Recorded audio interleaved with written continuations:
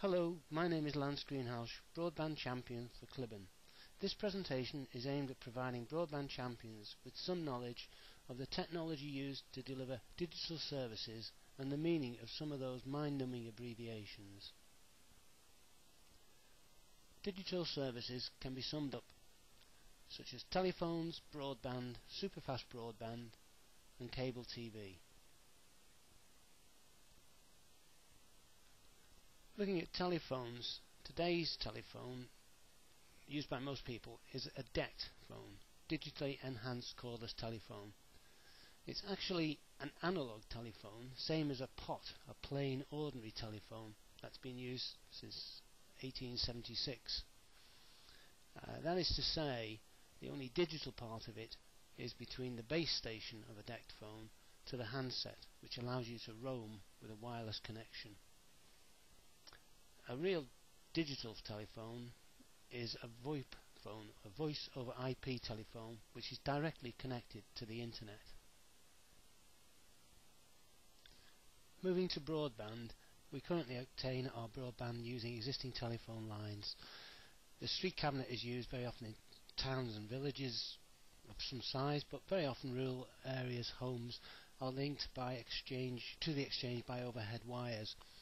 These wires come through poles and ducts sometimes, maintained solely by BT Openreach.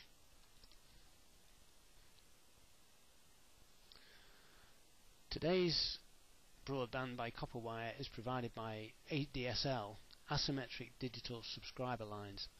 This uses the existing telephone line with a filter to provide up to 8 megabits per second over a range of 4 kilometers from the telephone exchange. You can see the ADSL spectrum there. The upstream is about 2 megabits, the downstream is up to 8 megabits. In the 1980s, IDSN was used, a very expensive method of combining voice with data communications. It's now been replaced by ADSL. Well, let's look a bit more at the actual speed here from ADSL. This graph was provided very kindly by NextGenus. You can see people in Moorland and Crosby Ravensworth and Hackthorpe are getting wonderful service according to this, but none of them get 8 megabits. In Clibban here we get about 4 if you're lucky at dead of night. When the kids come home from school it will drop to 2 and below, and sometimes it's not worth using at all. To get to the parts the other services cannot reach, BT have enhanced broadband using broadband enabling technology, or BET, to give 2 megabits upload and download speeds up to a range of 12 kilometers from the exchange. It's a very expensive technology, about £1,000 per installation. Another way of delivering broadband is by wireless, and in this case mobile wireless. It's used with some success to service 60 homes in Great Asby. It's used in caravan parks, shopping centres, wireless hotspots. You may have used them in cafes, Wetherspoons, all over. It does allow mobile phones and computers to connect whilst they're mobile. It usually requires a Wi-Fi enablement. Bandwidth is very limited and it can only give generally about 2 megabits per second, and the traffic has to be very carefully managed.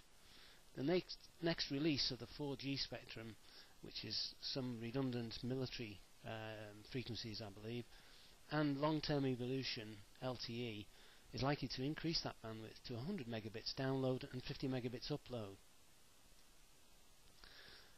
Another new technology with WiMAX is being used all over the world to deliver up to 30 miles in line of sight between fixed antenna using microwave signal.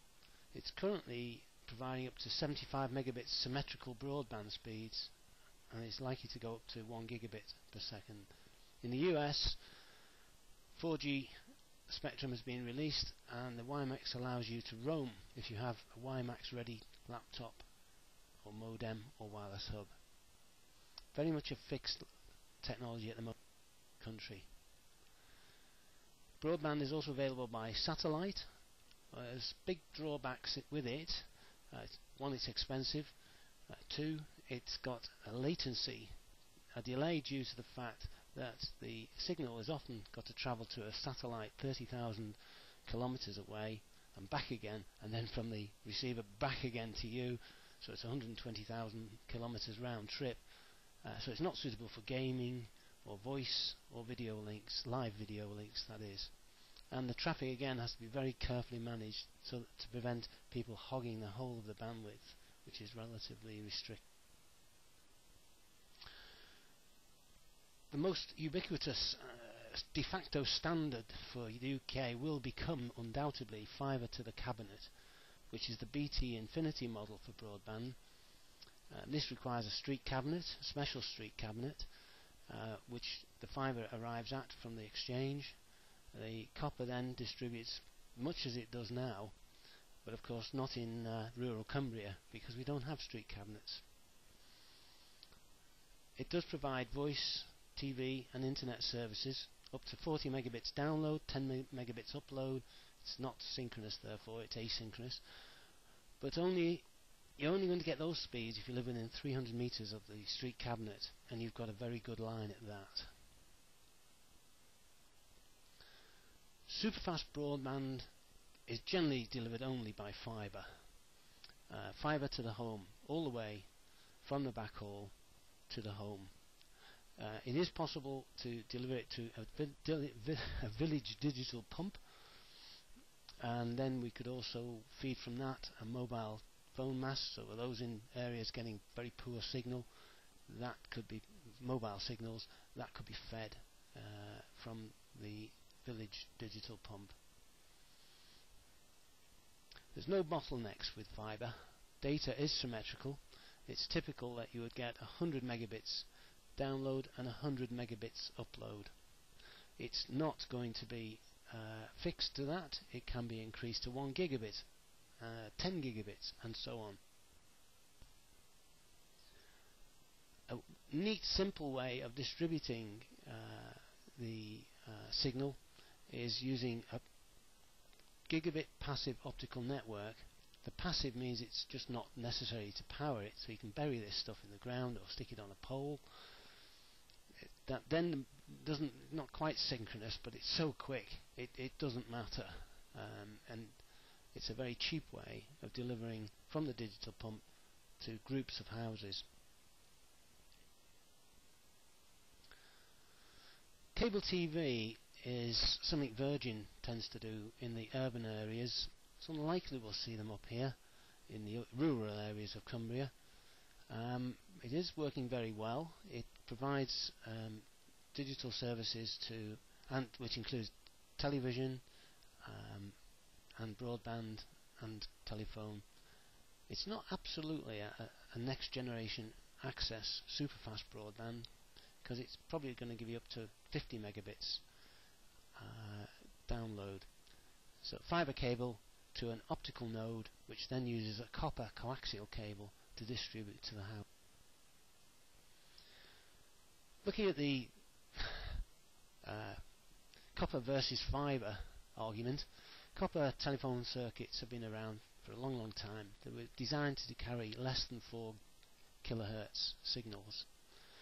They're severely affected by noise, and if you try to crank up the frequencies, they are attenuated very quickly over just a few kilometers.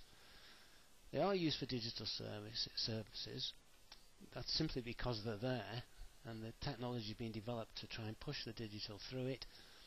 It does now. The ADSL and BET technology are expected to be obsolete by 2015. The copper wire in fibre to the cabinet will also become obsolete, and BT has said that it won't be upgrading users to fibre to the premises or to the home if they already have within their area fibre to the cabinet. Fibre circuits have been used since the 1980s. They're expected to last another 50 years. It's less expensive, 10 times physically stronger than copper, and it's free from electrical interference. 4 times more reliable. They'll carry voice, TV, data, and with zero attenuation for up to 100 kilometers from the backhaul. A super-fast broadband fibre-to-the-home connection could help enhance the value of your home, and it will undoubtedly benefit future generations of Cumbrians. There's more presentations coming soon, a layman's guide, the benefits of super-fast broadband, and how to get super-fast broadband to your village. Thank you very much for your time.